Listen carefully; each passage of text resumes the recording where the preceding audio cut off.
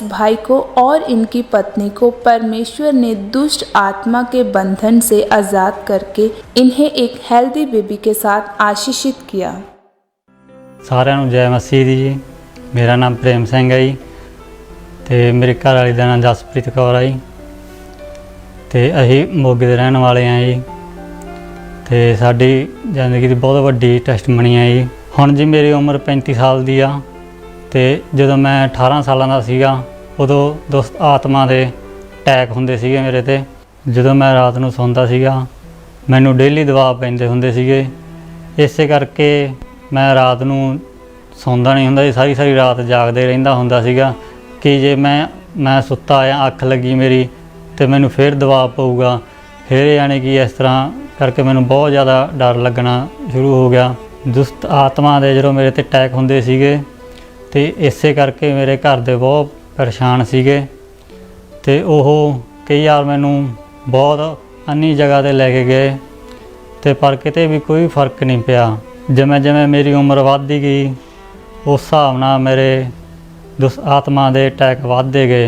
इदां ही समा बीतदा रहा ते 2016 च घरदे ने मेरा ब्याह करता।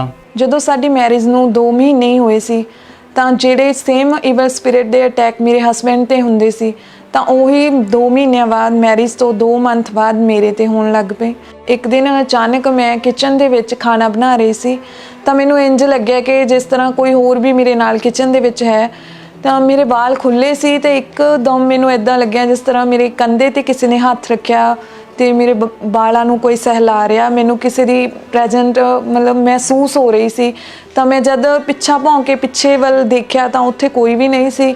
जब भी मैं घर दे विच कदे झाड़ू लगाना जां घर दा काम करना हमेशा मैनूं इदां लगदा हुंदा सी कि कोई सप है ते मेरा पिछा कर रहा है। मतलब दिन दे टाइम भी सुबह दे अगर 9 बजे तां भी मैनूं इदां ही फील हुंदा हुंदा सी कि सप दे रूप दे विच कोई है, कोई सप ही है मेरा पिछा कर रहा। कि जिस तरह मैं अपनी बैडरूम दे विच भी सफाई कर रही सी तां मैनूं अजीब अजीब आवाज़ां आउंदियां हुंदियां सी ते कोई मैनूं कहंदा हुंदा सी भी घर छड्ड के चली जा, तूं इत्थे ना रह। मेरी लाइफ पूरी डिस्टर्ब हो चुकी सी। मैं कहती हुंदी सी कि इधरों कोई आंदा मैनूं मारदा, कोई इधरों आ गया कोई मारदा। इत्थों ज़्यादा कि इन्ना कि ज़्यादा मैं डरन लग पई सी। मैनूं लगदा हुंदा सी कि मैं अगर बाथरूम भी करना वो भी बैड ते ही करा। मैरिज के कुछ महीने बाद ही मैं ते मेरे हसबैंड ने सोचा कि सानूं एक बेबी प्लान करना चाहिए। जदों असीं बेबी बारे सोचदे सी तां असीं बेबी नहीं सी कंसीव कर पाउंदे। फिर असीं सोचा कि किसी वधिया डॉक्टर ने दिखाने आ। जद असीं डॉक्टर दे मोगे दे किसी लेडी डॉक्टर कोल गए उन्होंने मतलब मेरा चैकअप किया तो वो कहते कि तुसी मेडिसिन खाओ कि बेबी हो जाऊगा। असी लगातार मेडिसिन खाते रहे पर बेबी कंसीव नहीं सी होया। उस तो बाद मेरे हसबैंड मैनूं जगराऊं दो एक वधिया हॉस्पिटल विच लैके गए जिथे उन्होंने मेरा चैकअप किया तो उन्होंने टैसट ले सैंपल लिया मेरा यूरीन का, मेरी स्कैन वगैरह भी की तो उन्होंने दस्सिया कि तुहाडे यूटरस दे विच इन्फ्लामेशन की प्रॉब्लम आ ਤੇ ਇੱਕ ਤੁਹਾਡੇ ਯੂਰੀਨ ਦੇ ਵਿੱਚ UTI ਇਨਫੈਕਸ਼ਨ ਆ ਜਿਸ ਨੂੰ ਕਿ ਯੂਰੀਨ ਟਰੈਕ ਇਨਫੈਕਸ਼ਨ ਕਹਿੰਦੇ ਆ। ਇਹ ਤੁਹਾਡੇ ਬਾਥਰੂਮ ਵਾਲੀ ਨਾਲੀ ਆ ਉਸ ਦੇ ਵਿੱਚ ਇਨਫੈਕਸ਼ਨ ਹੋ ਗਈ ਆ ਜਿਹਦੇ ਕਾਰਨ ਕਿ ਤੁਹਾਨੂੰ ਇਹ ਸਭ ਪ੍ਰੋਬਲਮ ਆ ਰਹੀ ਆ।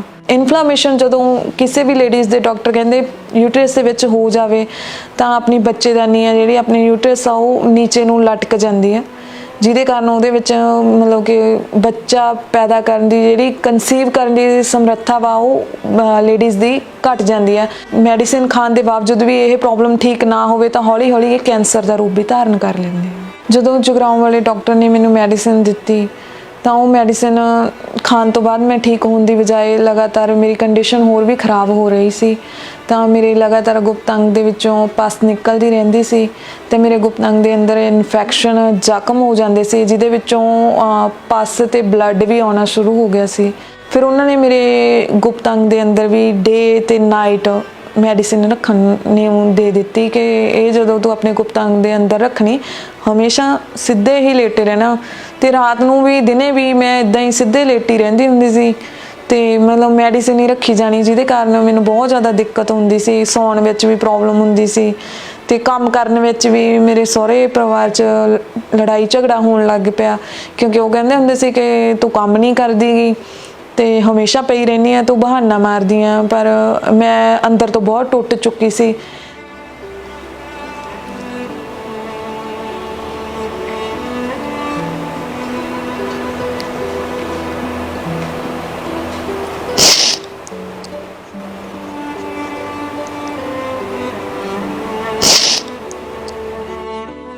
ਜ਼ਿਆਦਾ ਪ੍ਰੋਬਲਮ ਹੋ ਗਈ ਸੀ, ਇੰਨੀ ਜ਼ਿਆਦਾ ਬਿਮਾਰੀ ਵੱਧ ਗਈ ਸੀ, ਇੰਨੇ ਜ਼ਿਆਦਾ ਇਵਲ ਸਪਿਰਿਟ ਦੇ ਅਟੈਕ ਵੱਧ ਚੁੱਕੇ ਸੀ। ਮੈਨੂੰ ਇਦਾਂ ਲੱਗਦਾ ਹੁੰਦਾ ਸੀ ਕਿ ਹੁਣ ਮੈਂ ਬਚਣਾ ਨਹੀਂ, ਬਸ ਮੈਂ ਮਰ ਹੀ ਜਾਣਾ ਹੁਣ। ਤੇ ਇੱਕ ਦਿਨ ਮੈਂ ਆਪਣੀ ਕਲਾਈ ਕੱਟਣ ਦੀ ਕੋਸ਼ਿਸ਼ ਕੀਤੀ, ਮੈਂ ਆਪਣੇ ਆਪ ਨੂੰ ਕਮਰੇ ਵਿੱਚ ਬੰਦ ਕਰ ਲਿਆ। ਉਸ ਤੋਂ ਬਾਅਦ ਮੈਂ ਕਿਹਾ ਵੀ ਹੁਣ ਜਾਂ ਪੱਖੇ ਨਾਲ ਲਟਕ ਕੇ ਜਾਨ ਦੇ ਦਿੰਦੇ। ਫਿਰ ਮੈਂ ਡਾਕਟਰ ਦੇ ਇੱਕ ਦਿਨ ਗਈ, ਜਦ ਮੈਂ ਮੈਡੀਸਿਨ ਲੈਣ ਲਈ, ਤਾਂ ਮੈਂ ਡਾਕਟਰ ਨੂੰ ਜਾ ਕੇ ਪੁੱਛਿਆ ਵੀ ਡਾਕਟਰ ਹੁਣ ਤਾਂ ਬਹੁਤ ਟਾਈਮ ਹੋ ਗਿਆ ਮੈਨੂੰ ਮੈਡੀਸਿਨ ਖਾਂਦੀ ਨੂੰ, ਕਿ ਮੈਂ ਠੀਕ ਕਿਉਂ ਨਹੀਂ ਹੋ ਰਹੀ, ਕਿ ਸਾਨੂੰ ਬੇਬੀ ਵੀ ਚਾਹੀਦਾ ਵਾ ਤੇ ਮੈਂ ਠੀਕ ਵੀ ਹੋਣਾ ਚਾਹੁੰਦੀ ਹਾਂ, ਕਿ ਇਹ ਬਿਮਾਰੀ ਦਿਨੋਂ ਦਿਨ ਵੱਧਦੀ ਜਾ ਰਹੀ ਹੈ, ਕੀ ਕਾਰਨ ਹੋ ਸਕਦਾ। ਡਾਕਟਰ ਨੇ ਮੈਨੂੰ ਮੈਡੀਸਿਨ ਦੇਣ ਦੀ ਬਜਾਏ ਇੱਕ ਸਲਿੱਪ ਚੱਕੀ, ਉਹਦੇ ਉੱਪਰ ਇੱਕ ਮਤਲਬ ਡਾਕਟਰ ਦਾ ਲਿਖ ਦਿੱਤਾ ਕਿ ਤੈਨੂੰ ਮੈਂ ਦੂਸਰੇ ਕਮਰੇ 'ਚ ਰੈਫਰ ਕਰਦਾ, ਕਿ ਦਿਮਾਗ ਵਾਲੇ ਡਾਕਟਰ ਨੂੰ ਦਿਖਾ ਕੇ ਤੇਰਾ ਦਿਮਾਗ ਨਹੀਂ ਸਹੀ, ਕਿ ਤੂੰ ਆਪਣੇ ਦਿਮਾਗ ਦਾ ਇਲਾਜ ਕਰਾ ਕੇ, ਤੈਨੂੰ ਬਿਜਲੀ ਦੇ ਸ਼ੌਕ ਦੀ ਜ਼ਰੂਰਤ ਆ, ਕਿ ਤੂੰ ਡਿਪਰੈਸ਼ਨ 'ਚ ਆ, ਕਿ ਸ਼ਾਇਦ ਤੈਨੂੰ ਪਾਗਲ ਬਣਨ ਦੇ ਝਟਕੇ ਲੱਗ ਰਹੇ ਆ। ਇੱਕ ਤਾਂ ਮੇਰੇ ਤੇ ਦਿਨੋਂ ਦਿਨ ਇਵਲ ਸਪਿਰਿਟ ਦੇ ਅਟੈਕ ਵਧੀ ਜਾ ਰਹੇ ਸੀ, ਤੇ ਸੈਕਿੰਡ ਮੈਨੂੰ ਬੇਬੀ ਨਹੀਂ ਸੀ ਕਨਸੀਵ ਹੋ ਰਿਹਾ, ਤੇ ਜੋ ਮੈਨੂੰ ਯੂਟਰਸ ਦੀ ਪ੍ਰੋਬਲਮ ਸੀ, ਉਹ ਬਿਮਾਰੀ ਮੇਰੀ ਦਿਨੋਂ ਦਿਨ ਕੰਟੀਨਿਊ ਵੱਧ ਰਹੀ ਸੀ, ਜਿਹਦੇ ਕਾਰਨ ਮੈਂ ਬਹੁਤ ਜ਼ਿਆਦਾ ਡਿਪਰੈਸ਼ਨ 'ਚ ਚਲੀ ਗਈ ਸੀ। ਦੁਸ਼ਟ ਆਤਮਾ ਮਤਲਬ ਹਮੇਸ਼ਾ ਦਿਨ ਦੇ ਟਾਈਮ ਵੀ ਮੇਰੇ ਨਾਲ ਆ ਕੇ ਗੱਲਾਂ ਕਰਦੀ ਹੁੰਦੀ ਸੀ ਕਿ ਇਹ ਜਿਹੜੀਆਂ ਸਾਰੀਆਂ ਪ੍ਰੋਬਲਮਾਂ, ਜਿਹੜੀ ਵੀ ਬਿਮਾਰੀ ਆ, ਵੀ ਇਹ ਸਾਰੀ ਮੈਂ ਪੈਦਾ ਕੀਤੀ ਆ, ਵੀ ਮੈਂ ਤੁਹਾਡੇ ਬੱਚਾ ਨਹੀਂ ਹੋਣ ਦੇਣਾ, ਕਿ ਤੂੰ ਆਪਣੇ ਹਸਬੈਂਡ ਨੂੰ ਛੱਡ ਕੇ ਚਲੀ ਜਾ, ਕਿ ਤੂੰ ਕਦੇ ਠੀਕ ਨਹੀਂ ਹੋਣਾਗਾ, ਵੀ ਤੂੰ ਮਰ ਜਾਏਂਗੀ ਪਰ ਤੇਰੇ ਬੱਚਾ ਨਹੀਂ ਪੈਦਾ ਹੋਊਗਾ। ਕਦੇ ਵੀ ਮਤਲਬ ਡਾਕਟਰ ਦੇ ਵੀ ਜਦ ਜਾਂਦੇ ਹੁੰਦੇ ਸੀ, ਫਿਰ ਮੇਰੇ ਦਿਮਾਗ ਵਿੱਚ ਇੱਕਦਮ ਇਹੀ ਗੱਲ ਆਉਂਦੀ ਹੁੰਦੀ ਸੀ ਕਿ ਡਾਕਟਰ ਮੈਨੂੰ ਇਹੀ ਗੱਲ ਕਹਿੰਦਾ ਵਾ ਕਿ ਬੇਬੀ ਬਾਰੇ ਸੋਚ ਵੀ ਨਾ, ਵੀ ਬੇਬੀ ਤਾਂ ਤਦ ਹੋਊਗਾ ਜਦ ਤੂੰ ਠੀਕ ਹੋਵੇਂਗੀ, ਤੇ ਜਦ ਤੂੰ ਠੀਕ ਹੀ ਨਹੀਂ, ਬੇਬੀ ਕਿੱਦਾਂ ਕਨਸੀਵ ਕਰੇਂਗੀ। ਤਾਂ ਡਾਕਟਰ ਮੈਨੂੰ ਕਹਿੰਦੇ ਕਿ ਚਲੋ ਆਪਾਂ ਟੈਸਟ ਕਰਵਾ ਲੈਂਦੇ ਹਾਂ ਕਿ ਅੰਦਰ ਤੋਂ ਕੀ ਪ੍ਰੋਬਲਮ ਆ। ਤੇ ਉਹਨਾਂ ਨੇ ਮੈਨੂੰ ਟੈਸਟ ਕਰਵਾਉਣ ਲਈ ਭੇਜਿਆ ਡਾਕਟਰ ਕੋਲੇ। ਉਹਨਾਂ ਨੇ ਮੇਰੇ ਯੂਟਰਸ 'ਚੋਂ ਸੈਂਪਲ ਲਿਆ ਤੇ ਉਹਨਾਂ ਨੇ ਦਿੱਲੀ ਭੇਜ ਦਿੱਤਾ। ਜਦ ਉਹਨਾਂ ਨੇ ਡਾਕਟਰ ਨੇ ਦਿੱਲੀ ਉਸ ਰਿਪੋਰਟ 15 ਦਿਨ ਬਾਅਦ ਰਿਪੋਰਟ ਆਈ, ਤਾਂ ਜਦ ਮੈਂ ਉਹ ਰਿਪੋਰਟ ਫੜਨ ਆਪਣੀ ਮੰਮੀ ਨਾਲ ਗਈ, ਤਾਂ ਡਾਕਟਰ ਮੈਨੂੰ ਕਹਿੰਦੇ ਕਿ ਤੁਹਾਡੇ ਯੂਟਰਸ 'ਚ ਕੈਂਸਰ ਦੇ ਚਾਂਸਿਸ ਬਣ ਜਾ ਰਹੇ ਆ। ਜੇ ਇਹ ਪ੍ਰੋਬਲਮ ਹਲੇ ਵੀ ਨਾ ਠੀਕ ਹੋਈ ਤਾਂ ਫਿਰ ਇਹ ਕੈਂਸਰ ਦਾ ਰੂਪ ਧਾਰਨ ਕਰ ਲੂਗੀ, ਹੋ ਸਕਦਾ ਤੁਹਾਨੂੰ ਫਿਊਚਰ ਦੇ ਵਿੱਚ ਆਪਣੇ ਯੂਟਰਸ ਵੀ ਰਿਮੂਵ ਕਰਵਾਉਣਾ ਪਵੇ। ਤਾਂ ਮੈਂ ਇੱਕੋਦਮ ਸ਼ੌਕਡ ਹੋ ਗਈ। ਮੈਂ ਕਿਹਾ ਵੀ ਮੇਰੇ ਤਾਂ ਹਲੇ ਬੇਬੀ ਵੀ ਨਹੀਂ ਆ। ਬੱਚੇ ਬਾਰੇ ਹਮੇਸ਼ਾ ਲੋਕ ਕਹਿੰਦੇ ਹੁੰਦੇ ਸੀ ਕਿ ਤੂੰ ਤੇਰੇ ਬੇਬੀ ਕਿਉਂ ਨਹੀਂ ਹੁੰਦਾ, ਕਿ ਤੇਰੀ ਜਠਾਣੀ ਦੇ ਵੀ 16 ਸਾਲ ਹੋ ਗਏ ਬੇਬੀ ਨਹੀਂ ਹੋ ਰਿਹਾ, ਕਿ ਤੁਹਾਡੇ ਘਰ ਦੇ ਵਿੱਚ ਬੇਬੀ ਨਹੀਂ ਹੁੰਦਾ ਗਾ। ਮੇਰੇ ਤੇ ਮੇਰੇ ਹਸਬੈਂਡ ਤੇ ਦੁਸ਼ਟ ਆਤਮਾ ਦੇ ਅਟੈਕ ਦਿਨੋਂ ਦਿਨ ਹੋਰ ਵੀ ਜ਼ਿਆਦਾ ਵੱਧਦੇ ਜਾ ਰਹੇ ਸੀ, ਜਿਸ ਕਾਰਨ ਅਸੀਂ ਬਹੁਤ ਹੀ ਪਰੇਸ਼ਾਨ ਹੋ ਗਏ ਸੀ। ਫਿਰ ਇੱਕ ਦਿਨ ਸਾਨੂੰ ਸਾਡੇ ਗੁਆਂਢੀਆਂ ਨੇ ਖਾਂਬਰਾ ਚਰਚ ਬਾਰੇ ਦੱਸਿਆ, ਤੇ ਅਸੀਂ 2019 ਦੇ ਵਿੱਚ ਖਾਂਬਰਾ ਚਰਚ ਆਉਣ ਲੱਗੇ। ਜਦੋਂ ਅਸੀਂ ਪਹਿਲੀ ਵਾਰੀ ਇੱਥੇ ਆਏ ਸੀ ਤੇ ਉਸ ਦਿਨ ਰੁਮਾਲ ਦੇ ਨਾਲ ਪ੍ਰੇ ਹੋਈ। ਜਦ ਸਾਡੇ ਤੇ ਫਸਟ ਵਾਰ ਰੁਮਾਲ ਦੇ ਨਾਲ ਪ੍ਰੇ ਹੋਈ ਤਾਂ ਅਸੀਂ ਇੱਕਦਮ ਸਾਮਰਥ ਦੇ ਵਿੱਚ ਭਰ ਗਏ, ਤੇ ਇਦਾਂ ਲੱਗਿਆ ਕਿ ਜਿਸ ਤਰ੍ਹਾਂ ਕੋਈ ਟੱਚ ਕਰ ਰਿਹਾ ਹੈ, ਵੀ ਕੋਈ ਸ਼ਕਤੀ ਆ ਬਟ ਦਿਖ ਨਹੀਂ ਰਹੀ, ਉਸਨੂੰ ਮਹਿਸੂਸ ਕਰ ਰਹੇ ਹਾਂ। ਇੱਕੋਦਮ ਬੋਡੀ ਨੂੰ ਹਲਕਾ ਮਹਿਸੂਸ ਹੋ ਰਿਹਾ ਸੀ ਤੇ ਸਾਰੀਆਂ ਟੈਨਸ਼ਨਾਂ ਖਤਮ ਸੀ। 2.5 ਮਹੀਨੇ ਅਸੀਂ ਸੋ ਕੇ ਨਹੀਂ ਸੀ ਦੇਖਿਆ। ਮੇਰੇ ਹਸਬੈਂਡ ਨੂੰ 15 ਦਿਨ ਲਈ ਹਸਪੀਟਲ 'ਚ ਐਡਮਿਟ ਕੀਤਾ। ਡਾਕਟਰ ਮੈਡੀਸਿਨ ਦਿੰਦੇ ਸੀ ਵੀ ਇਹ ਸੌ ਜਾਣ, ਪਰ ਇਹ ਨਹੀਂ ਸੀ ਸੌਂਦੇ। ਤੇ ਲੇਕਿਨ ਜਦ ਅਸੀਂ ਇੱਥੇ ਮੀਟਿੰਗ ਅਟੈਂਡ ਕਰਨ ਤੋਂ ਬਾਅਦ, ਰੁਮਾਲ ਦੇ ਨਾਲ ਪ੍ਰੇ ਕਰਾਉਣ ਤੋਂ ਬਾਅਦ ਅਸੀਂ ਜਾ ਕੇ ਸੁੱਤੇ, ਤਾਂ ਅਸੀਂ ਇੰਨਾ ਜ਼ਿਆਦਾ ਸੁੱਤੇ, ਕੋਈ ਮੈਡੀਸਿਨ ਨਹੀਂ ਖਾਧੀ। ਅਸੀਂ ਪਹਿਲੇ ਦਿਨ ਮੇਰੇ ਹਸਬੈਂਡ ਨੇ ਸੌਖੀ ਨੀਂਦ ਸੌਂ ਕੇ ਦੇਖਿਆ ਸੀ। ਤੇ ਉਸ ਤੋਂ ਬਾਅਦ ਅਸੀਂ ਲਗਾਤਾਰ ਖਾਂਬਰਾ ਚਰਚ ਦੇ ਵਿੱਚ ਆਉਂਦੇ ਰਹੇ। ਜਿਸ ਤਰ੍ਹਾਂ ਪਰਮੇਸ਼ਵਰ ਦੇ ਦਾਸ ਜਦੋਂ ਵੀ ਦੁਸ਼ਟ ਆਤਮਾ ਨੂੰ ਡਾਂਟਦੇ ਸੀ ਕਿ ਇਵਲ ਸਪਿਰਿਟ ਤੁਹਾਨੂੰ ਛੱਡ ਕੇ ਜਾਏ, ਤਾਂ ਅਸੀਂ ਉਹ ਪ੍ਰਾਰਥਨਾ ਨੂੰ ਮੈਂ ਤੇ ਮੇਰਾ ਹਸਬੈਂਡ ਆਪਣੇ ਲਈ, ਆਪਣੇ ਘਰਾਣੇ ਲਈ ਰਿਸੀਵ ਕਰਦੇ ਸੀ। ਤਾਂ ਉਹ ਦੁਸ਼ਟ ਆਤਮਾਵਾਂ ਤੇ ਉਹ ਬਿਮਾਰੀਆਂ ਸਾਨੂੰ ਛੱਡ ਕੇ ਗਈਆਂ, ਤੇ ਹੌਲੀ ਹੌਲੀ ਅਸੀਂ ਠੀਕ ਹੁੰਦੇ ਰਹੇ। 25 ਦਸੰਬਰ 2019 ਦੇ ਵਿੱਚ ਜਦ ਅਸੀਂ ਖਾਂਬਰਾ ਚਰਚ ਵਿੱਚ ਮੈਂ ਤੇ ਮੇਰਾ ਹਸਬੈਂਡ ਆਏ, ਤਾਂ ਅਪੋਜ਼ਲ ਜੀ ਨੇ ਸਪੈਸ਼ਲੀ ਜਿਨ੍ਹਾਂ ਭੈਣਾਂ ਦੇ ਬੇਬੀ ਨਹੀਂ ਉਹਨਾਂ ਲਈ ਪ੍ਰੇ ਕੀਤੀ ਸੀ। आज लास्ट डे आपके श्राप का। आज आप बात मेरी नोटिस करना। अगर यीशु मसीह को यहां बसा के गए, जिनके बेबी आईवीएफ से भी नहीं हुए, आप रिसीव करके जाओगे। आज आपने टेस्टिमनी सुनी होगी, अगले क्रिसमस में आप टेस्टिमनी देते होंगे यहां पे आके खुद। मैं सच कह रहा हूं, आज हीलिंग के लिए मुझे प्रार्थना करने की जरूरत नहीं पड़ेगी। आप हील हो चुके होंगे, डिलीवर हो चुके होंगे। मैं उस प्रे ਨੂੰ ਆਪਣੇ ਲਈ ਬੜੇ ਹੀ ਵਿਸ਼ਵਾਸ ਦੇ ਨਾਲ ਆਪਣੇ ਲਈ ਰਿਸੀਵ ਕੀਤਾ। ਉਸ ਤੋਂ ਬਾਅਦ ਮੈਂ ਘਰ ਗਈ। ਉਸ ਤੋਂ ਬਾਅਦ ਮਤਲਬ ਮੈਨੂੰ ਨਹੀਂ ਸੀ ਪਤਾ ਕਿ ਮੈਂ ਪ੍ਰੈਗਨੈਂਟ ਆ ਤੇ ਕਿਉਂਕਿ ਮੇਰੇ ਪੀਰੀਅਡ ਰੈਗੂਲਰ ਨਹੀਂ ਸੀਗੇ, ਕਿਉਂਕਿ ਬਿਮਾਰੀ ਦੇ ਕਾਰਨ ਅਨਰੈਗੂਲਰ ਹੋ ਚੁੱਕੇ ਸੀ। ਲੇਕਿਨ ਮੈਨੂੰ ਪਤਾ ਹੀ ਨਹੀਂ ਸੀ ਕਿ ਮੈਂ ਪ੍ਰੈਗਨੈਂਸੀ ਕਨਸੀਵ ਕਰ ਚੁੱਕੀ ਹਾਂ। ਜਦ ਅਸੀਂ ਡਾਕਟਰ ਨੂੰ ਦਿਖਾਇਆ ਉੱਥੇ ਜਾ ਕੇ 3 ਮਹੀਨਿਆਂ ਬਾਅਦ, ਤਦ ਮੈਨੂੰ ਪਤਾ ਚੱਲਿਆ ਕਿ ਡਾਕਟਰ ਨੇ ਦੱਸਿਆ ਕਿ ਤੁਸੀਂ 3 ਮੰਥ ਤੋਂ ਪ੍ਰੈਗਨੈਂਟ ਹੋ। ਤੇ ਮੇਰੀ ਖੁਸ਼ੀ ਦਾ ਕੋਈ ਵੀ ਟਿਕਾਣਾ ਨਹੀਂ ਸੀ ਤੇ ਮੈਂ ਖੁਦ ਸ਼ੌਕਡ ਸੀ ਕਿ ਇੰਨੀ ਜ਼ਿਆਦਾ ਬਿਮਾਰੀ ਸੀ, ਕਿ ਇੰਨੀ ਜ਼ਿਆਦਾ ਇਨਫੈਕਸ਼ਨ ਸੀ ਕਿ ਇਦਾਂ ਕਿੱਦਾਂ ਹੋ ਸਕਦਾ। ਕਿ ਡਾਕਟਰ ਤਾਂ ਕਹਿੰਦੇ ਸੀ ਕਿ ਬੇਬੀ ਕਨਸੀਵ ਕਰਨਾ ਤਾਂ ਦੂਰ, ਬੇਬੀ ਬਾਰੇ ਸੋਚੋ ਵੀ ਨਾ ਕਿ ਤੁਹਾਨੂੰ ਬੇਬੀ ਹੋਊਗਾ। ਕਿਉਂਕਿ ਮੈਂ ਬਹੁਤ ਜ਼ਿਆਦਾ ਖੁਸ਼ ਸੀ ਤੇ ਡਾਕਟਰ ਕਹਿੰਦੇ ਕਿ ਇਦਾਂ ਕਿੱਦਾਂ ਹੋ ਸਕਦਾ। ਤੇ ਅਸੀਂ ਕਿਹਾ ਵੀ ਅਸੀਂ ਜੀਸਸ ਨੂੰ ਮੰਨਣ ਵਾਲੇ ਹਾਂ, ਅਸੀਂ ਪਰਮੇਸ਼ਵਰ ਨੂੰ ਮੰਨਣ ਵਾਲੇ ਹਾਂ ਤੇ ਪਰਮੇਸ਼ਵਰ ਹਰ ਅਸੰਭਵ ਨੂੰ ਸੰਭਵ ਕਰ ਸਕਦਾ ਹੈ। ਕਿਉਂਕਿ ਸਾਡੇ ਘਰ ਦੇ ਵਿੱਚ ਕਿਸੇ ਦੇ ਵੀ ਬੇਬੀ ਨਹੀਂ ਸੀਗਾ, ਕਿਉਂਕਿ 16 ਸਾਲ ਤੋਂ ਮੇਰੀ ਜਠਾਣੀ ਦੇ ਵੀ ਬੱਚਾ ਨਹੀਂ ਸੀ। ਤੇ ਜਦ ਮੈਂ ਪਹਿਲੀ ਵਾਰੀ ਪ੍ਰੈਗਨੈਂਟ ਹੋਈ ਸੀ ਤਾਂ ਮੇਰੀ ਖੁਸ਼ੀ ਦਾ ਕੋਈ ਵੀ ਟਿਕਾਣਾ ਨਹੀਂ ਸੀਗਾ। ਪਰਮੇਸ਼ਵਰ ਨੇ ਮੈਨੂੰ 17 ਅਕਤੂਬਰ 2020 ਦੇ ਵਿੱਚ ਇੱਕ ਹੈਲਥੀ ਬੇਬੀ ਬॉय ਦੇ ਨਾਲ ਬਲੈਸ ਕੀਤਾ। ਮੈਂ ਲੋਕਾਂ ਨੂੰ ਇਹੀ ਕਹਿਣਾ ਚਾਹੁੰਦੀ ਹਾਂ ਕਿ ਪਰਮੇਸ਼ਵਰ ਤੇ ਅੜੇ ਤੇ ਖੜੇ ਰਹੋ, ਕਿਉਂਕਿ ਤੁਸੀਂ ਵੱਡੀ ਗਵਾਹੀ ਦੇ ਨਾਲ ਵਾਪਿਸ ਆਓਗੇ ਜਿਸ ਤਰ੍ਹਾਂ ਅਸੀਂ ਆਏ ਹਾਂ। ਕਿਉਂਕਿ ਪਰਮੇਸ਼ਵਰ ਦੇ ਦਾਸ ਵੀ ਕਹਿੰਦੇ ਨੇ ਦਾ ਬੈਸਟ ਇਜ਼ ਕਮਿੰਗ ਨੈਕਸਟ।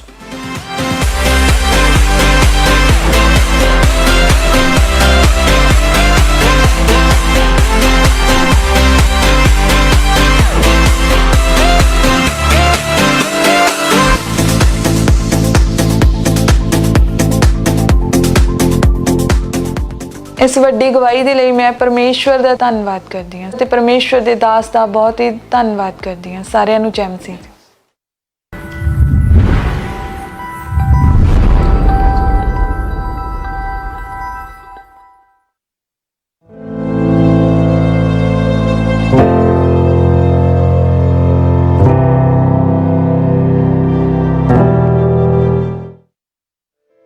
जैसे कि बाइबल में लिखा है, परमेश्वर ने जगत से ऐसा प्रेम किया कि उसने अपना इकलौता पुत्र दे दिया, ताकि जो कोई उस पर विश्वास करे वह नाश ना हो परंतु अनंत जीवन पाए। आइए देखते हैं इस वचन की सामर्थ्य ने किस तरह से इनके जीवन में काम किया। सबको जय मसीह की जी। मेरा नाम बलवीर सिंह है जी। ये मेरी पत्नी शशि देवी है जी। हम लुधियाना के रहने वाले हैं जी। आज मैं इसके जीवन की गवाही देने जा रहा हूँ आपको। अप्रैल 2004 में बीमार हो गई, इसको बुखार हो गया। इसको मैं डॉक्टर के पास ले गया, वहाँ से हमने मेडिसिन ली। वो मेडिसिन के से भी इसको कोई फ़र्क नहीं पड़ा। फिर हम दूसरे डॉक्टर के पास चले गए, वहाँ से भी मेडिसिन ली, लेकिन उस मेडिसिन से भी इसको फ़र्क नहीं पड़ा, क्योंकि इनको बुखार के साथ साथ खांसी और बलगम आना शुरू हो गया था। फिर हमने जब इसके डॉक्टर ने कहा इसके टेस्ट कराने हैं, तो फिर हमने इसके टेस्ट कराए। तो जब टेस्ट रिपोर्ट आई तो डॉक्टर ने कहा इनको टीबी हो गई है। तो फिर हमने टीबी का ट्रीटमेंट कराया। 6 महीने तक इसकी दवाइयाँ चली। जब कोर्स पूरा हो गया तो फिर वो दवाइयाँ बंद हो गई। फिर कुछ महीने बाद ये फिर बीमार पड़ गई। इसको खांसी आना शुरू हो गया, बलगम आना शुरू हो गया और बुखार आना फिर शुरू हो गया। फिर हमने डॉक्टर के पास गए तो डॉक्टर से फिर चेकअप कराया। डॉक्टर ने टेस्ट किए तो फिर दोबारा टीबी टेस्ट में टीबी की रिपोर्ट फिर दोबारा आ गई। तो फिर ट्रीटमेंट चलता रहा ऐसे। फिर उस टाइम में 9 महीने इसकी मेडिसिन चली। फिर उसके कुछ महीने बाद ये फिर बीमार पड़ गई। फिर हम लुधियाना के किसी बड़े हॉस्पिटल में इसको लेके गए। वहाँ पे डॉक्टर ने इसके टेस्ट और एक्सरे रिपोर्ट कराई। फिर जब इसके टेस्ट हुए तो डॉक्टर ने बोला इसके फेफड़ों में दिक्कत है, लेफ्ट वाले फेफड़े में छेद है और फेफड़े इसके सिकुड़ने शुरू हो गए। तो फिर हम हॉस्पिटल में इसको भर्ती कराया गया। 22 दिन ये हॉस्पिटल में आईसीयू वार्ड में रही। घर ले आने के बाद 6 दिन बाद फिर इसको दिक्कत आ गई, फेफड़ों में सांस लेने में फिर दिक्कत आ गई। डॉक्टर के पास हम फिर लेके गए। वहाँ पे डॉक्टर ने जब इसके टेस्ट किए, इसका एक्सरे किया तो डॉक्टर ने कहा इसके फेफड़े में हवा भर गई है, ऑपरेशन कराना पड़ेगा। फिर उसके बाद हमने ऑपरेशन कराया। फिर जब इसका ऑपरेशन हुआ तो डॉक्टर ने फेफड़े में जो हवा भर गई थी उसको निकाला। उसके कुछ दिन बाद तक हम हॉस्पिटल में इसको रखा, उसके बाद इसको घर लेके आ गए। घर ले आने के बाद भी फिर भी ये दिक्कत थी जो ये ठीक नहीं हुई। इसको फिर सांस लेने में दिक्कत आने लगी। दिन 'ਚ ਇਹਨੂੰ 2 ਵਾਰੀ ਬਲੱਡ ਦੀ ਉਲਟੀਆਂ ਆਉਣ ਲੱਗ ਜਾਂਦੀ ਸੀ। ਕਈ ਵਾਰੀ 2 ਵਾਰੀ ਆਉਂਦੀ ਸੀ, ਕਈ ਵਾਰੀ 1 ਵਾਰੀ ਆਉਂਦੀ ਸੀ। ਔਰ ਜਦੋਂ ਇਹ ਉਲਟੀਆਂ ਆਉਂਦੀ ਸੀਗੀਆਂ ਉਸ ਤੋਂ ਪਹਿਲੇ ਇਹਨੂੰ ਇਸ ਤਰ੍ਹਾਂ ਲੱਗਣ ਲੱਗ ਜਾਂਦਾ ਸੀ ਕਿ ਅੰਦਰ ਜਿਵੇਂ ਕੋਈ ਫੋੜਾ ਫੁੱਟ ਰਿਹਾ, ਤਾਂ ਉਹਦੇ ਕਰਕੇ ਇਹ ਬਲੱਡ ਦੀ ਉਲਟੀਆਂ ਆਉਣੀ ਸ਼ੁਰੂ ਹੋ ਜਾਂਦੀ ਸੀਗੀ। ਉਹਦੇ ਨਾਲ ਇਹਦੇ ਬਲੱਡ ਦੇ ਛੋਟੇ ਛੋਟੇ ਟੁਕੜੇ ਵੀ ਆਉਣੇ ਸ਼ੁਰੂ ਹੋ ਜਾਂਦੇ ਸੀਗੇ। ਜਦੋਂ ਅਸੀਂ ਹਸਪੀਟਲ ਗਏ, ਡਾਕਟਰ ਨੂੰ ਦੱਸਿਆ ਕਿ ਇਹਨੂੰ ਸਾਹ ਲੈਣ 'ਚ ਦਿੱਕਤ ਆ ਰਹੀ ਹੈਗੀ, ਹਜੇ ਵੀ ਇਹਦਾ ਕੋਈ ਸੋਲੂਸ਼ਨ ਨਹੀਂ ਹੋ ਰਿਹਾ। ਤਾਂ ਫਿਰ ਡਾਕਟਰ ਨੇ ਇਸ ਨੂੰ ਫਿਰ ਇਨਹੇਲਰ ਪੰਪ ਲਾ ਦਿੱਤਾ। ਤਾਂ ਜੋ ਦਿਹਾੜੀ ਦਿਨ ਦੇ ਵਿੱਚ 2 ਵਾਰੀ ਲੈਣਾ ਪੈਂਦਾ ਸੀਗਾ। ਇਹਦੇ ਕਰਕੇ ਇਹਦੀ ਬੋਡੀ ਵੀ ਬੜੀ ਕਮਜ਼ੋਰ ਹੋ ਗਈ ਔਰ ਬੈੱਡ ਤੇ ਚਲੀ ਗਈ। ਟਾਇਲਟ ਬਾਥਰੂਮ ਵੀ ਅਸੀਂ ਇਹਨੂੰ ਫੜ ਕੇ ਲੈ ਕੇ ਜਾਂਦੇ ਸੀਗੇ। ਡਾਕਟਰ ਵੀ ਇਹਨਾਂ ਨੂੰ ਕਹਿੰਦਾ ਸੀਗਾ ਕਿ ਮੈਂ ਟ੍ਰੀਟਮੈਂਟ ਕਰੂੰਗਾ, ਲੇਕਿਨ ਕੋਈ ਮੈਂ ਕੁਝ ਨਹੀਂ ਕਹਿ ਸਕਦਾ ਕਿ ਠੀਕ ਹੋਊਗੀ ਕਿ ਨਹੀਂ ਹੋਊਗੀ। ਘਰ ਦੇ ਹਾਲਾਤ ਵੀ ਇਸ ਕਰਕੇ ਕਾਫੀ ਮਾੜੇ ਹੋ ਗਏ। ਤਾਂ ਜਿਹੜਾ ਦਵਾਈਆਂ ਦਾ ਖਰਚਾ ਸੀਗਾ ਉਹ ਵੀ ਕਾਫੀ ਦਿੱਕਤ ਆਉਣ, ਘਰ ਦੇ ਵਿੱਚ ਦਿੱਕਤ ਆਉਣ ਲੱਗੀ, ਪੈਸੇ ਦੀ ਵੀ ਪ੍ਰੋਬਲਮ ਹੋ ਗਈ। ਮੈਡੀਕਲ ਇਲਾਜ ਦੇ ਨਾਲ ਫਿਰ ਮੈਂ ਇਹਨੂੰ अन्य ਜਗ੍ਹਾਵਾਂ 'ਚ ਵੀ ਲੈ ਕੇ ਗਿਆ। ਕਈ ਜਗ੍ਹਾ 'ਚ ਲੈ ਕੇ ਗਿਆ, ਜਿੱਥੇ ਵੀ ਜਿਸ ਕਿਸੇ ਨੇ ਵੀ ਕਿਹਾ ਉਸ ਜਗ੍ਹਾ 'ਚ ਚਲੇ ਜਾਓ, ਅਸੀਂ ਉੱਥੇ ਚਲੇ, ਮੈਂ ਇਹਨੂੰ ਨਾਲ ਲੈ ਜਾ ਕੇ ਉਸ ਜਗ੍ਹਾ 'ਚ ਚਲੇ ਜਾਂਦਾ ਸੀਗਾ। ਲੇਕਿਨ ਉੱਥੇ ਵੀ ਸਾਨੂੰ ਕੋਈ ਫਰਕ ਨਹੀਂ ਪਿਆ। ਮੈਂ ਆਪਣੀ ਵਾਈਫ ਦਾ ਲਗਾਤਾਰ ਇਲਾਜ ਕਰਾਇਆ ਰਿਹਾ ਸੀਗਾ। ਲਗਭਗ 10 ਹਸਪੀਟਲਾਂ ਦੇ 10 ਡਾਕਟਰਾਂ ਕੋਲੋਂ ਮੈਂ ਇਲਾਜ ਕਰਾਇਆ, ਲੇਕਿਨ ਇਹਦਾ ਕੋਈ ਵੀ ਹਾਲਤ 'ਚ ਸੁਧਾਰ ਨਹੀਂ ਸੀਗਾ। ਬਸ ਜਦੋਂ ਮੈਨੂੰ ਡਾਕਟਰਾਂ ਨੇ ਕਹਿਤਾ ਸੀ ਕਿ ਇਹਨਾਂ ਦੇ ਕੋਈ ਬਚਣ ਦੇ ਕੋਈ ਚਾਂਸ ਨਹੀਂ ਹੈ, ਫਿਰ ਮੈਂ ਬਸ ਉਹੀ ਮੇਰੇ ਮਨ 'ਚ ਹੁੰਦਾ ਸੀਗਾ ਕਿ ਮੇਰੇ ਬੱਚਿਆਂ ਦਾ ਕੀ ਬਣੂਗਾ, ਮੇਰੇ ਬੱਚੇ ਛੋਟੇ ਹੈ, ਕੌਣ ਦੇਖੂਗਾ, ਕੀ ਹੋਊਗਾ। ਬਸ ਇੱਦਾਂ ਦੇ ਖਿਆਲ ਮੇਰੇ ਮਨ 'ਚ ਆਉਂਦੇ ਸੀਗੇ ਬਹੁਤ ਜ਼ਿਆਦਾ। ਮੈਂ ਉਹ ਕਹਿ ਨਹੀਂ ਸਕਦੀ ਉਹ ਦੁੱਖ, ਉਹ ਦਰਦ ਜਿਹੜਾ ਮੈਨੂੰ ਸੀਗਾ। ਉਹਨੇ ਕਹਿਣਾ ਮੰਮਾ ਕੋਈ ਨਹੀਂ ਮੰਮਾ ਤੁਸੀਂ ਠੀਕ ਹੋ ਜਾਓਗੇ। ਉਹਨੇ ਸਕੂਲ ਤੋਂ ਆਉਣਾ, ਫਿਰ ਕੱਪੜੇ ਧੋਣੇ, ਸਾਰਾ ਕੁਝ ਕੰਮ ਉਹਨੇ ਕਰਨਾ। ਔਰ ਮੈਂ ਕਹਿੰਦੀ ਸੀਗੀ ਬਿਲਕੁਲ ਵੀ ਉਹਨੇ ਮੈਨੂੰ ਹੌਸਲਾ ਦੇਣਾ, ਮੰਮੀ ਤੁਸੀਂ ਹੌਸਲਾ ਰੱਖੋ, ਤੁਸੀਂ ਠੀਕ ਹੋ ਜਾਣਾ ਮੰਮੀ। ਬਹੁਤ ਜ਼ਿਆਦਾ ਉਹੀ ਮੇਰੇ ਬੇਟਾ ਸਾਰਾ ਕੁਝ ਕੰਮ ਕਰਦਾ ਸੀਗਾ। ਸਕੂਲ ਤੋਂ ਜਾਣ ਤੋਂ ਪਹਿਲੇ ਕਈ ਵਾਰ ਰੋਟੀ ਵੀ ਉਹਨੇ ਆਪਣੀ ਕਦੇ ਖਾਣੀ ਕਦੇ ਨਹੀਂ ਖਾਣੀ। शाम ਨੂੰ ਵੀ ਉਹਨੇ ਕਹਿਣਾ ਕਿ ਪਾਪਾ ਲੇਟ ਆਂਦੇ, ਆ ਕੇ ਵੀ ਫਿਰ ਉਹਨੇ ਖਾਣਾ ਪੀਣਾ ਬਣਾਉਣਾ, ਰਾਤ ਨੂੰ ਸਾਰੇ ਭਾਂਡੇ ਭੁੰਡੇ ਧੋਣੇ। बहुत ज़्यादा मैं बहुत ज़्यादा दुखी, बिल्कुल भी मैं अपने पैरों पे खड़ी नहीं हो पाती थी। जब मैं बाहर किसी को देखती सी, मैं सोचती सी कि कदे मैं भी अपने पैरों पे खड़ी होऊंगी। फिर एक दिन मेरे रिश्तेदारों तो मैनू खमने चर्च के बारे पता लग गया। फिर उन्होंने मैनू दसिया कि तुसी उत्थे जाओ, उत्थे इन्ने लोग हील होंदे ने, तुहानू भी प्रभु जरूर हील करूगा। जदों असी इधर पहली बार आए हैं चर्च दे विच ते असी लोकां दी गवाहियां नू सुनिया ते साडा मेरा विश्वास होर भी ज़्यादा बढ़ गया। 24 अप्रैल 2022 नू जदों असी पहली बार खमरा चर्च दे विच आए ते मैं घरों यही कह के आई सीगी कि परमेश्वर आज अपने दास दे द्वारा, परमेश्वर मेरी बीमारी दे बारे अपने दास दे द्वारा गलबात करना परमेश्वर, और मैं परमेश्वर जिद्दां जा रही हूँ उद्दां सेम वापस ना आवां परमेश्वर, मैं चंगी होके वापस आवां। और जदों मैं उस दिन खमना चर्च दे विच आई ते परमेश्वर दे दास ने सचमुच मेरे लिए भविष्यवाणी की। एक सिस्टर को मैं यहां पे देख रहा हूं, आपको खून की उल्टियां आती हैं, आपको आगे आना होगा। और आपके जो खून की उल्टी का कारण है, आपके छाती के लेफ्ट साइड, आपके फेफड़े के लेफ्ट साइड ये एक दिक्कत है। आपको ब्लड की वॉमिटिंग्स आती हैं, परमेश्वर का आत्मा मुझे बता रहा है, और वो आपको हील करेगा आज, राइट नाउ। आपको आगे आना होगा। पर जदों परमेश्वर दे दास ने मेरे लिए प्रोफेसी की ते उदों मैनू इदां लग्या, जदों उन्होंने बोलिया तो मैनू ऐ लग्या कि ये सब कुछ मेरे लिए बोलते पे हैं। और मैं एकदम से मैंने अपनी अखां बंद कीतियां तो मेरे एकदम से बॉडी हल्का जा मैनू महसूस होया और मैं फिर भज के आगे चलेगी कि ये मेरे लिए ही है। और उसी टाइम मैं आगे गई तो परमेश्वर जी दास ने मेरी फिर गवाही दी थी। पास्टर जी आपने एक और भविष्यवाणी की कि एक सिस्टर को मैं देख रहा हूँ, आपको खून की उल्टियां आती हैं, आपको आगे आना है क्योंकि आपको फेफड़ों में दिक्कत है जिसकी वजह से, और ये आज फर्स्ट टाइम आए हैं और पिछले 17 साल से फेफड़ों का रोग चल रहा है जिसकी वजह से लगातार खून की उल्टियां आती थी, लेकिन ये पहली बार आए और कहते मैं हैरान और परेशान हूं किस तरह से पहली बार आए, फर्स्ट टाइम आए। ओह जीसस, प्रभु यहाँ मौजूद है। और पवित्र ये फेसबुक प्रोफेटिक चर्च नहीं है, यहाँ परमेश्वर मौजूद है, वो तुझे हील करे।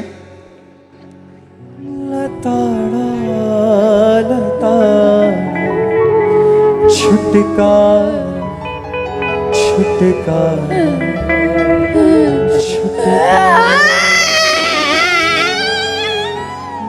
स्पिरिट कम आउट, निकला।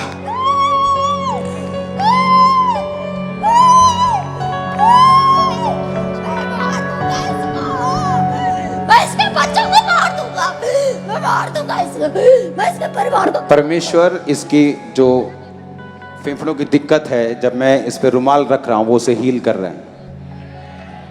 यस, आपको शैतान की बात कभी नहीं सुननी। शैतान जो है ना ये चालाक है, लेकिन प्रभु पर अगर जेन्युइन मैन ऑफ गॉड के सामने जाएगा तो ये मूर्ख है। मैं इसको तवज्जो नहीं देता हूं, इस पे 20-20 मिनट लगाना मूर्खता है शैतान के ऊपर। इससे कहीं बेहतर कार्य हैं हमारे पास। चल निकल, वापिस कभी प्रवेश मत करना, कम आउट। मौत बीमारी पाप का जादू, come out. B free in Jesus name, B free in Jesus name. अपने हाथों को उठाओ, इसकी और लॉन्ग लाइफ की घोषणा करते हैं हम, इसके परिवार के बचने की घोषणा करते हैं, लॉन्ग लाइफ की घोषणा करते हैं, सिकनेस फ्री लाइफ की घोषणा करते हैं, हेल्थी लाइफ की घोषणा करते हैं, डेविल फ्री लाइफ की घोषणा करते हैं, आजादी से शैतान से यीशु मसीह के नाम में घोषणा करते हैं। इन जीसस नेम आमीन हो जा, आमीन हो जा। तुम्हारी भी बरकत आ रही है चर्च। ਜਦੋਂ ਮੇਰੀ ਗਵਾਹੀ ਚੱਲਦੀ ਸੀਗੀ ਤੇ ਪਰਮੇਸ਼ਵਰ ਦੇ ਦਾਸ ਨੇ ਮੈਨੂੰ ਅੱਗੇ ਬੁਲਾਇਆ, ਪ੍ਰਾਰਥਨਾ ਵਾਲੇ ਹੰਕੇ ਦੇ ਨਾਲ ਉਹਨਾਂ ਨੇ ਮੇਰੇ ਲਈ ਪ੍ਰੇਅਰ ਕੀਤੀ ਔਰ ਮੈਨੂੰ ਪ੍ਰੋਫੈਟਿਕ ਵਰਡ ਦਿੱਤੇ। ਜਦੋਂ ਪਰਮੇਸ਼ਵਰ ਦੇ ਦਾਸ ਮਸਾਂ ਕੀਤੇ ਹੋਏ ਰੁਮਾਲ ਦੇ ਨਾਲ ਮੇਰੇ ਤੇ ਪ੍ਰਾਰਥਨਾ ਕਰਦੇ ਸੀਗੇ ਤੇ ਉਦੋਂ ਮੈਨੂੰ ਐ ਲੱਗਿਆ ਕਿ ਮੇਰੇ ਫੇਫੜੇ ਤੋਂ ਕੋਈ ਚੀਜ਼ ਨਿਕਲੀ ਹੈ ਤੇ ਉਸ ਤੋਂ ਬਾਅਦ ਮੈਨੂੰ ਬਹੁਤ ਜ਼ਿਆਦਾ ਹੀਲ ਮਹਿਸੂਸ ਹੋਇਆ। ਨਾ ਹੁਣ ਮੇਰਾ ਸਾਹ ਫੁੱਲਦਾ, ਨਾ ਹੁਣ ਮੈਨੂੰ ਬਲੱਡ ਦੀ ਉਲਟੀਆਂ ਆਉਂਦੀਆਂ ਨੇ, ना मैं उस पंप नूं लैनी हाँ, मैं बिल्कुल ठीक हाँ। पहले मेरे खब्बे फेफड़े 'ਚ छेद सीगा ते उस तो बाद असी एक्सरा करवाए तो हुण बिल्कुल ठीक है, मेरे फेफड़े बिल्कुल हील है। परमेश्वर ने मैनू 17 साल तो फेफड़ियां दे रोग तो परमेश्वर ने मैनू हील किया। हुण मैनू कोई भी फेफड़ियां दा कोई भी रोग नहीं है, हुण मैं बिल्कुल ठीक हाँ। हुण मेरा वेट भी बढ़ चुका है, हुण मैं तंदुरुस्त हाँ। जिन्ने लोग बीमारी दे बिस्तर 'ਚ हैं, मैं उन्होंने यही कहना चाहनी हाँ कि परमेश्वर पे भरोसा रखो, परमेश्वर दे विच अड़े और खड़े रहो, परमेश्वर ते विश्वास रखो। परमेश्वर तुहाडे लिए सब कुछ करेगा, तुहानू हील करेगा, तुहानू हरेक चीज़ दे नाल ब्लैस करेगा परमेश्वर।